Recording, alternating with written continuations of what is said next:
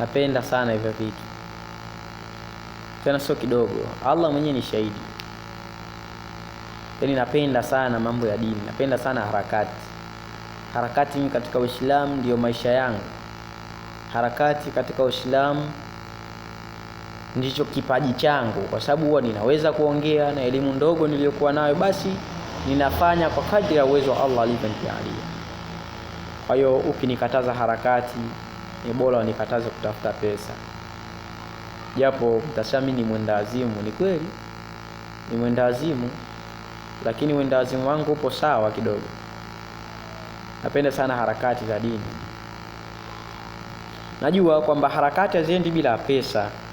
Namuomba Allah sana anijalie nipate wepesi wa kupata pesa ili harakati zangu ziende. Na sifikiri na wala sidhani kwamba baadaye nitakuja kuzichukia harakati za kidini.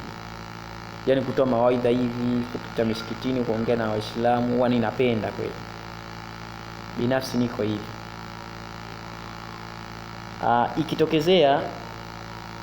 Ikitokezea nitakuwa tayari. Yaani ikitokezea Allah ameniajiri kwamba sifanye kazi yoyote isipokuwa ni kazi ya dini tu, nitakuwa tayari kabisa. Tena niko hadhi sitani, nitakuwa niko tayari kwa ajili ya kufanya kazi ya Allah, kwa sababu naamini Allah haongopi. Naamini kwa asilimia zaidi ya 100. Allah anasema intansurullaha yansurukum. Sasa atakayenusuru ni ya Allah, na atafanyaje? Atakunusuru. Mimi naamini fil hayatu dunya wa fil akhirah, katika maisha haya duniani na kesho akhirah. Historia yangu kwa ufupi, mimi ni mtu wa kawaida sana, na elimu yangu ya masuala ya dini inakuwa kutokana na ule wepesi wa kujitolea kufanya harakati. Hata riziki zangu pia, mimi naweza nikakaa tu nyumbani nisifanye harakati na riziki zangu kama vile zinapotea. Lakini nikifanya harakati, nikafanya harakati harambeni, ni madrasa na kadhalika, nakuta riziki zile zinakuja kwa njia nyingine kabisa tofauti na harakati zangu za kidini. Kwa hiyo naamini kama nyota yangu ipo katika harakati za Allah, kwa hiyo ninazidi kupenda hizi harakati. Hakuna mimi kitu ninachokipenda kama harakati. Na kwa sasa hakuna kitu ninachokipenda ukiacha harakati kama kusoma, kujisomea tu vitabu hivi. Ninapenda sana. Kipite kitabu cha shule, kitabu cha dini aina yoyote mimi nasoma. Nilete Biblia mimi nasoma. Nilete kitabu cha maisha ya watakatifu, nilete kitabu cha usomaji ufugaji wa kuku shamba, mimi hata kama kitabu cha kuendesha ndege, cha kuongoza ndege, mimi nitasoma kwa sababu ninapenda kufahamu vitu. Kipaji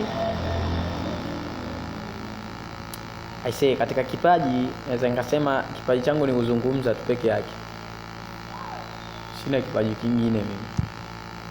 Masuala ya ngumi, si masuala ya mpira, ni vitu ambavyo napenda tu kama vile kufanya mazoezi, lakini sina kipaji. Kwanza kama ngumi sielewi hata kidogo. Miongoni mwa watu ambao walioteswa sana utotoni ni mimi. Sina afya ya kupigana. Masuala ya mpira ndo sijui hata kutuliza mpira. Ila kuongea, hata ukiniambia niongee kuanzia asubuhi mpaka jioni, haina shida. Kwa hiyo nikaona kipaji changu hiki nikipeleka katika harakati za Allah tabaraka. Kazi ninazopenda, hakuna zaidi ya kumpenda Allah tabaraka taala na kazi yake, kusimamisha Uislamu wake.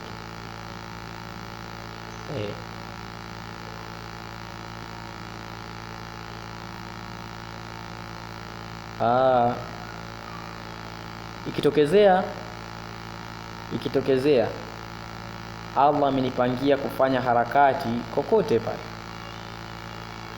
harakati za dini yake, mimi nafanya.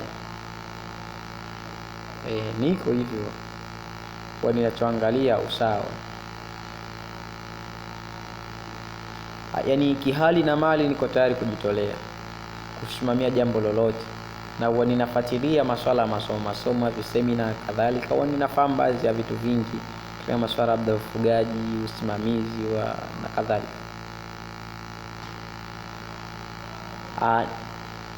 Labda niwaambie Waislamu kwamba kuna umuhimu mkubwa wa wewe kuwa mwanaharakati katika jamii, kwa sababu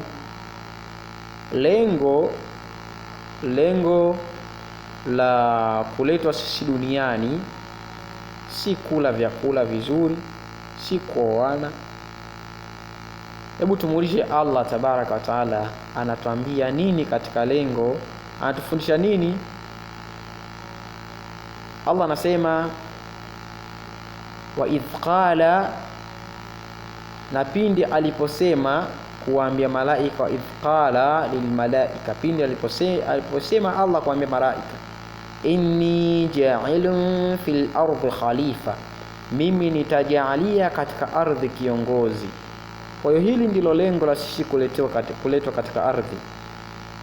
Kwa hiyo lengo la kuletwa katika ardhi kuwa ni kiongozi wa kusimamia uadilifu. Kwa hiyo mimi ninapenda kazi hiyo kwa sababu ndio lengo nililoletewa, kusimamia uadilifu. Kwa hiyo na wewe pia Muislamu usikae kizembe. Leo yako kesho huijui, sekunde iliyopita ndio ya kwako, inayokuja huijui kitakutokea nini. Lakini pia nikiunganisha na lengo la kuumba kwetu, ma akhlaqtul jinna wal insa illa liya'budun, Allah anasema hakuumba wanadamu na majini kwa lengo lingine isipokuwa tu ni kuabudu. Kwa hiyo niwaite katika kufanya kazi ya Allah. Assalamu alaykum wa rahmatullahi wa barakatuh.